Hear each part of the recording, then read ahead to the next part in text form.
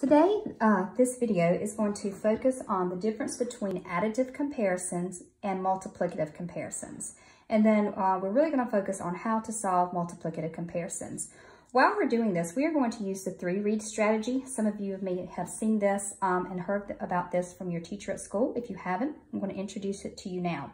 So the idea is that we're going to read a word problem 3 times. The first time we read the word problem, we're going to ignore the question. So we're just going to kind of cover up the question and not really look at the question. What is going on? And I want to know what's going on. Summarize it for me like you do in reading. When you read a paragraph or a book, you kind of give a summary. You're going to give a summary of the word problem. And I don't want to hear any numbers, no numbers. Second, the next time you're going to reread it and you're really going to pay attention to the numbers and the relationships of the numbers. And then finally, we're going to reread it and really focus in on what the question is asking us to help us solve it. Okay, so here we go.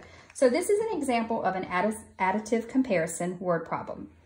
Ideally, you want to be reading this on your own. If you are struggling, think about taking it one sentence at a time or asking someone for help, but do try to do it on your own.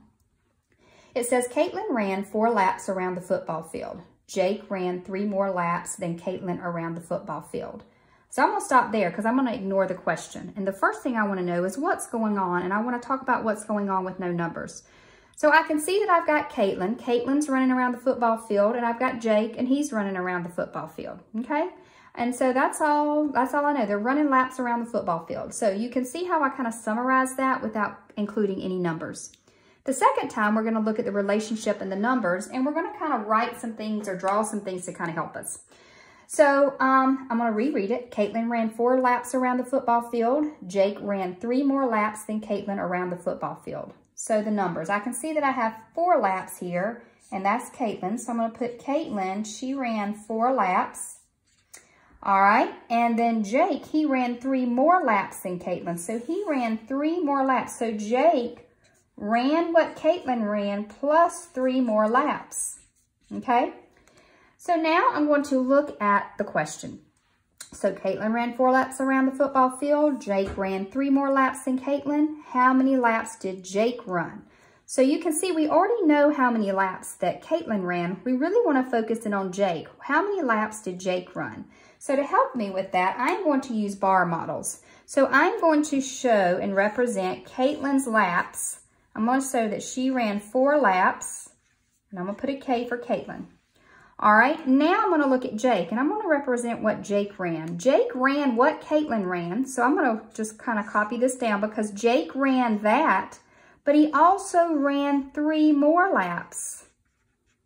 Okay, so he ran 4 plus 3. So when I'm trying to figure out how many laps did Jake run, the equation that I would write would be an addition sentence because I'm combining. I'm combining Caitlin and the number of laps that Jack ran.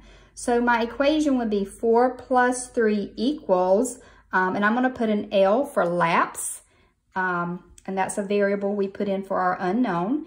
And then I know that 4 plus 3 is 7, so he ran 7 laps, okay? So that is additive because you can see that I had to add to find out Jake's answer.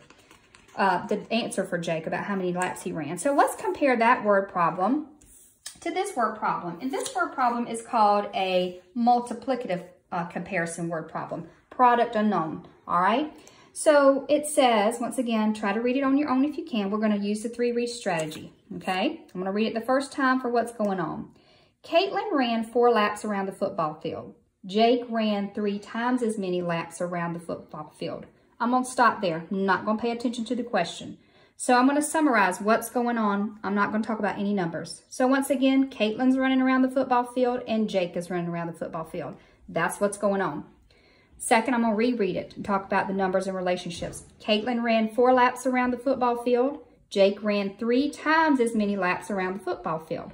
All right, so I'm going to start kind of writing here or drawing to help me. So I know that Caitlin, she ran 4 laps. Okay, and then Jake, I know that he ran 3 times as many laps around the football field as Caitlin, and I should have said as Caitlin. All right, so that is going to be Caitlin, 3 times as many is going to be times 3, okay? So now I'm going to read it and look at the question. Caitlin ran 4 laps around the football field. Jake ran 3 times as many laps as Caitlin around the football field. How many laps did Jake run? So to solve this, I'm going to use my bar models. So I know that Caitlin ran 4 laps. And then I know that Jake ran 3 times as many laps. So I know that he ran 1 times as many.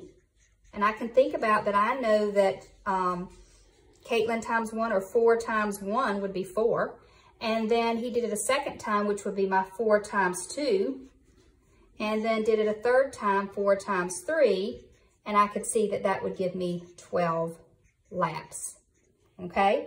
So my equation would be 4 times 3 equals, once again, I could put a variable in for my unknown. And when I solve it, I get 12 laps. So when we look at the difference between these two, really focus on the wording. This one said that Jake ran 3 more laps. So he's just running 1, 2, 3 more laps, just 3 more laps. But here Jake ran 3 times as many. So I had to repeat what Caitlin ran 3 times for Jake because he did it 3 times. Remember, multiplication is groups of, so many groups of, and I've got 3 groups of 4 here. Good luck on trying some on your own. Remember to pay attention to the difference between additive comparison and multiplicative comparison.